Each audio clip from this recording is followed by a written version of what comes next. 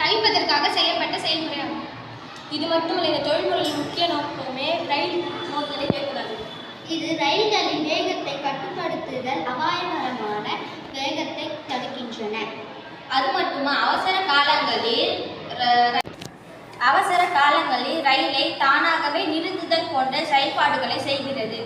ரயில் முன் பொருத்தப்பட்டிருக்கும் தடுப்பு தகடு மூலம் மக்களை விரைவாக காக்கலாம். இதனால் விபத்துக்கள் ஏற்படுத்துவதை தடுக்கலாம்.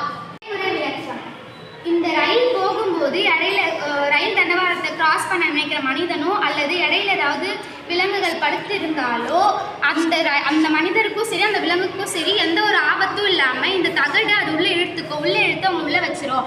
அந்த டைமில் யாருக்கும் உயிர் சேதாரம் நடக்காது. அப்போது அதே மாதிரி உள்ள ஏர் பலூன் இருக்கிறதுனால சிறு காயங்கள் கூட ஏற்படாத அளவுக்கு இருப்பாங்க. அதே மாதிரி இந்த ட்ரெயின் ஸ்லோவாகி அடுத்த ரயில்வே ஸ்டேஷனில் ஸ்டாப் பண்ணி விட்டுருவோம்.